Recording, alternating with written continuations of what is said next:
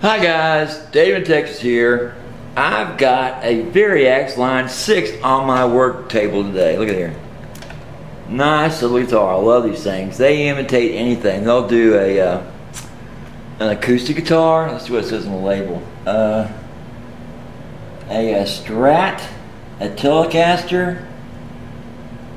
It's hard to read upside down. Sitar, chime. What else? Oh, there's like 8 different things this thing does when reading upside down. It's abbreviated, so that don't help much. Come on, guys. Alright, so it will do an F model, a Spank, a Lester, Les Paul, a Special, an R Billy, a chime. Alright. What is that? It's got so much dirt on it. I think that's the sitar sound. And it's got 4 others. I don't know what this abbreviation drives me crazy. Anyway, it does all kinds of modeling, right? Just like their amplifiers, which I love. And I love these little guitars too. You know, it does everything from a sitar to an acoustic guitar to a indie race car to a drunk in a bar to a golf shot hit too far. I mean, it does everything. These things do everything, you know, and play themselves at times. Just get in there, turn them on, off they go. Well, this one has some problems. This one has crowning issues on these frets. They've taken it too far on these cowboy chords, and now when you tune it, play it, it plays badly because you got to push the string down too far to actually do the note. Okie doke. So there's a hole in them our frets. Okay. That just won't work. We don't want that. We don't like that. So I take a medium crowning tool. I've got 2 of these things right here in my hands. Get it? Da-da-da. Look like this. And what I do before I start using one, I always do this. This is a little steel wire brush. Always take it away from the guitar and I brush her up. Get all those old filings out of there. And this little thing does a great job of cleaning this thing up, so it'll cut into this metal. Now, before I start doing that, I want to give y'all a warning. I've got 3. 1, 2, 3. 1, 2, 3. 3 Chinese guitars coming in the next few weeks. Gibson copies I want you to look at. It's going to be an unboxing. And it's been about a year since the last unboxing that all y'all looked at and got a chance to see. Great little guitar. I'll flash it across the screen here in a minute. Also, I want to do an update on it because it failed. The pickups fell apart on it. They stopped working on some, and some accounts they stopped working. Anyway, I got 3 more coming in. I want you to see them, the unbox. I have one each week. I'll do an unboxing and show you these 3 newest guitars from China. 3 Les Pauls, what they are. And you tell me what you think. I want to hear your inputs. Isn't that fair enough? Fair enough. Now, so I get my hands in the way. We'll start off on this one right here. And use this tape not only to protect the fretboard, but to protect any type of banding that you might have, or binding that you may have on the guitar. This one doesn't have any. You want to protect the finish on this guitar. Further up as I go, you'll see I got the top of the guitar covered as well, because you don't want to get it on a stroke. Oh, speaking of strokes, anyway, you don't want to get on a stroke and actually hang and rip Oops, there's a big scratch on the guitar. You don't want that to happen. Now, stroke, stroke, stroke. You don't want to take your file and press down on top of it and go simply straight across. That would just, you know, do a rotten job, and flatten out the highest point on that fret, which is right here because it's crowned. You know, it's got a radius to it. So you want to copy that radius as you stroke it, right? And I'll show you what I'm talking about right here. One of these videos I've seen that do fret crowning, it's hard to see that unless you know what you're looking for. And personally, I know what to look for. And they do this. It's up and over, up and over, up and over, up and over, up and over, up and over, up and over, up and over. And I've got my new blade on this file, and it's doing a hell of a job, guys. It's almost knocked that completely out and recrowned that little dude. So now you're looking at almost done. Yeah, that's simple. No, that's not that simple. You get to the right tools. So let's finish it out. So I get a nice rounded surface on top. And oh yeah, guys, when you lower these frets to get rid of that those indentions, there they go, they're gone. You also can take your thumbnail and run across it, and you get to a snag or a pull, you know they're still there. Well, just use the weight of your thumb. You don't push down, you know, use the weight of your thumbnail and just drag it across like that. If you feel any or pulls, you know you've not taken all the cowboy cuts into it off. This one is completely smooth. I pronounce you done. Except for a few tiny little roundovers I'll do. Now, earlier I mentioned this is not the only thing you have to be concerned about. You have to be concerned about down here, where these frets are almost pristine. Now what happens when you lower these frets up here and you don't do anything about things down there? All right, at the bottom. Well, you got a problem.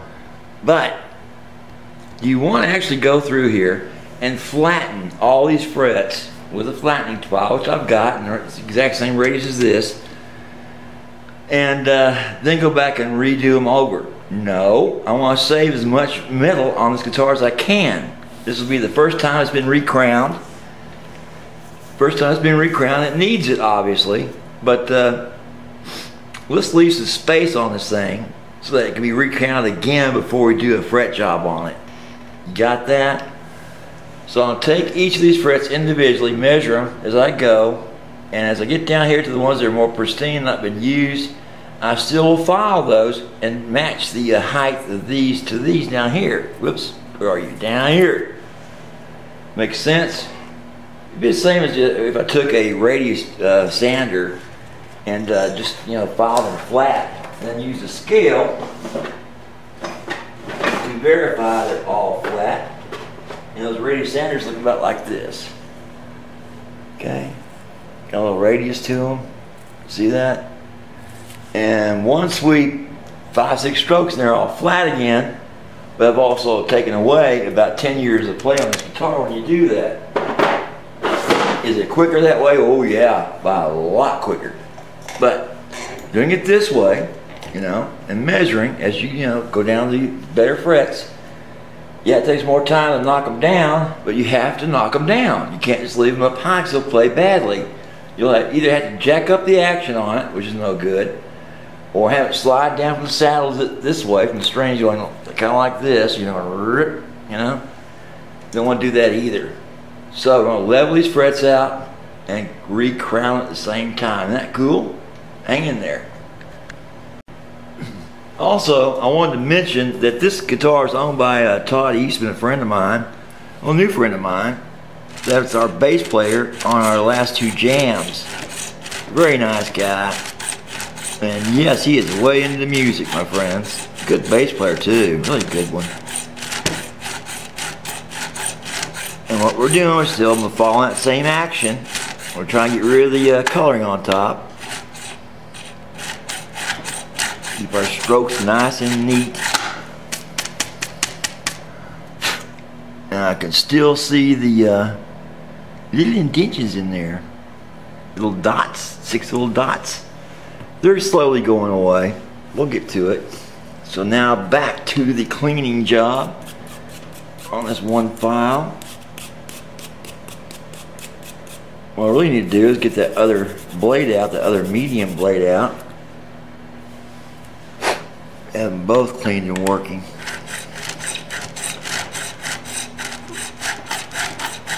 So as soon as the little dots disappear, I'll know I am close to being done on that fret.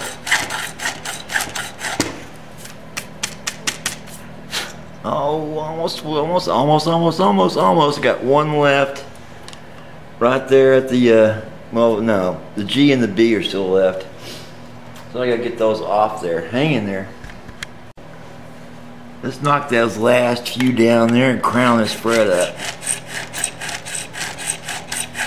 There we go, that's got them. Alrighty. So now I got two nicely crowned frets back on the guitar again, where they belong. And since this nut is still the original nut, let me show you that real quick.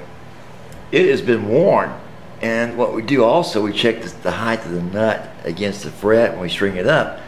Make sure we don't have to adjust the nut down as well, because everything gets adjusted once you do a crowning or a refret. So much more goes into it than you'd ever think. Is it fun to do? Well, yeah, your first few, but after a couple hundred, you get kind of, you know, same old, same old. Unless you come across one that's like loose or has a void underneath it, that's always fun to find. I have to fix that up. But in the meantime, let's get to the next frets. And I won't bore you to death by doing all these on camera. We'll cut away here in a little bit after we've done a few more.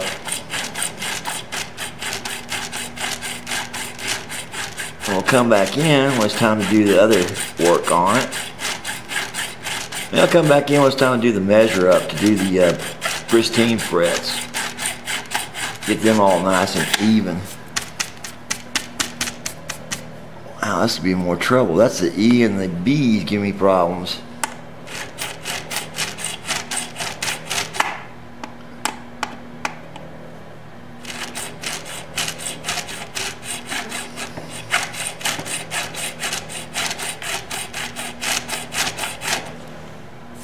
Alright, there they go. Now I'm starting to get out of there.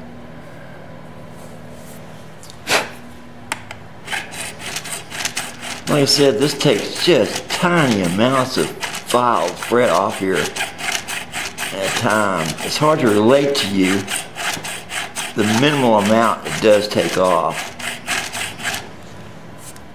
There we go, they're all gone now, and I got a nice rounded top fret again. Isn't that cool? Next up, I go to our fourth one.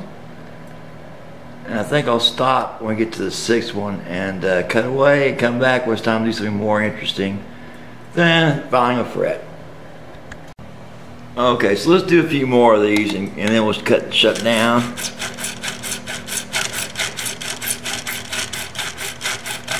Alrighty.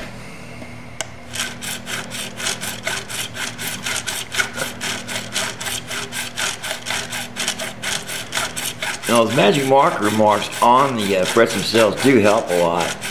Not only do they show you what you've gone over, but also those very, very low points of the cowboy chord nicks show up, because there's one right there at the probably the D string is still showing, so I gotta get that all leveled.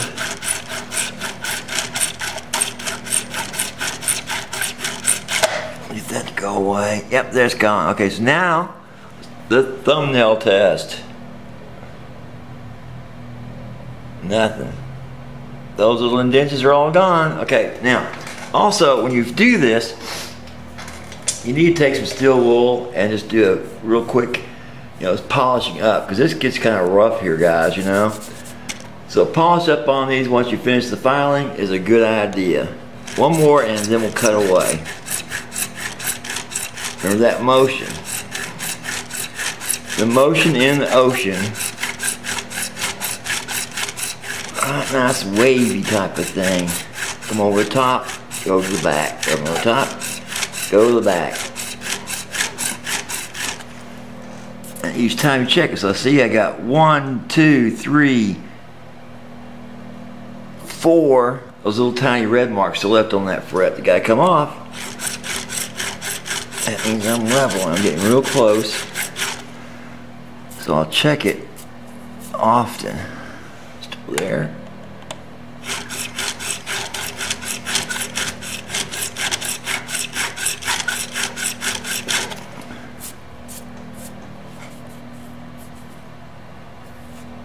Alright, so those are gone. Alright, so those are gone. And we'll cut away. Well, we finished leveling them up and getting these frets done, so all the hard work is done.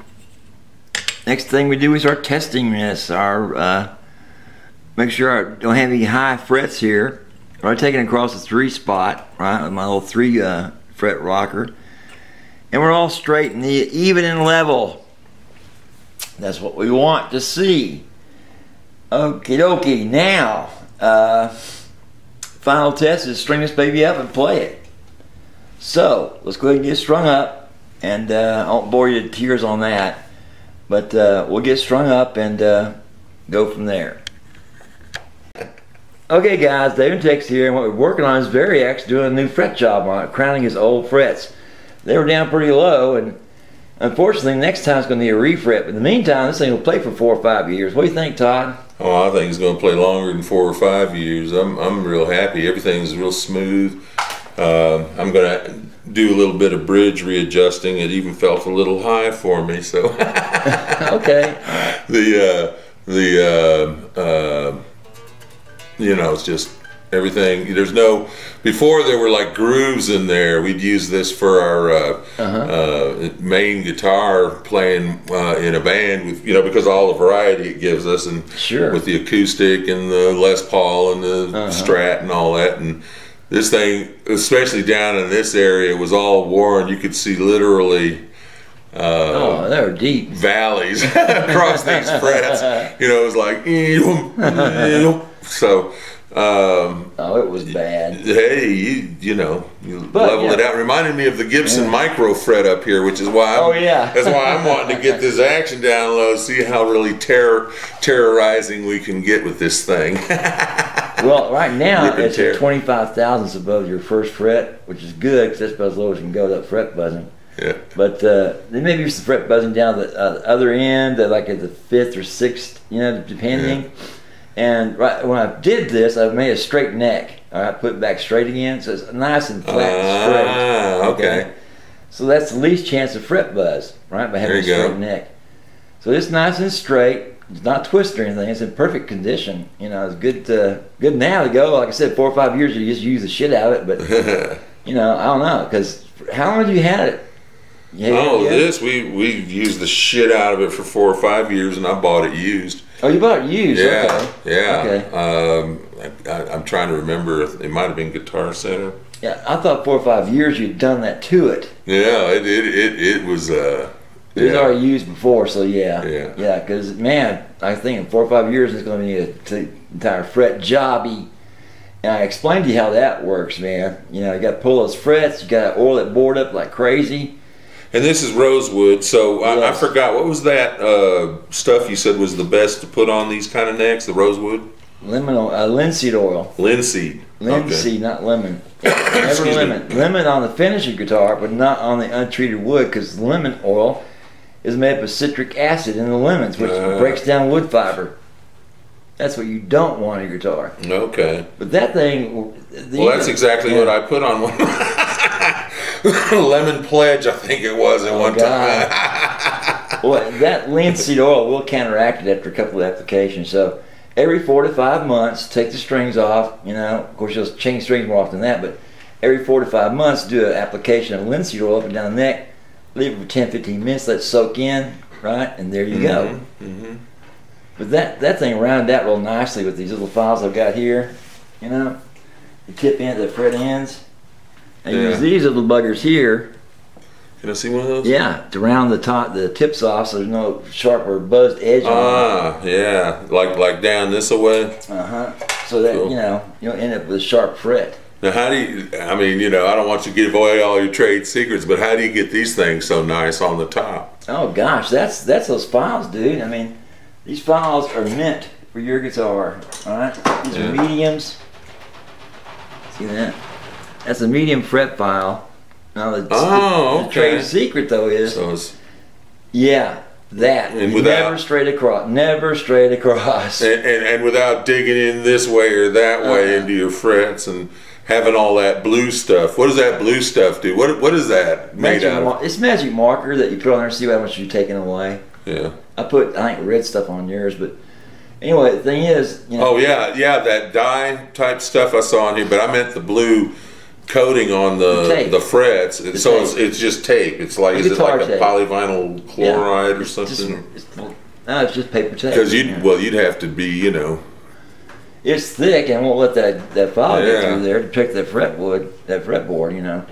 But of course, this, you know, beyond the file itself is nice. It's nice and flat and it's smooth. So when it touches the board at all, if it does, which usually it doesn't unless it's way low. Yeah. But you look inside there, I haven't cleaned this file yet. There's your fret inside that file. Yeah. Well, I was seeing a little bit of dust on like in the corners and stuff that. It'll come off. Yeah, no, I know. I mean, it's just like it tells you how tiny. It's like smaller than, it's like, I don't know, 1/100th of the size of a piece of glitter or something. It just takes off micro sections of the fret. You know, people go, you're sure doing a lot of filing on that. You go, well, look, I haven't gotten down that first burr on there yet, dude. Yeah. But you know, they take off micro pieces, so you know, you got to be somewhat aggressive. But you got to remember that nice motion ocean thing, right? Otherwise, you're going to have a really big problem with some frets that are flat on the middle. Oh, yeah, just cut right across. Yeah. Flattened right out. Got those. So you really have some problems playing that guitar, dude. Yeah. Oh, but I like the scallops on the frets. Yeah, really. Okay, guys, any questions, give me a holler. Dave in Texas. Bye. Say bye, Todd. Bye, Todd.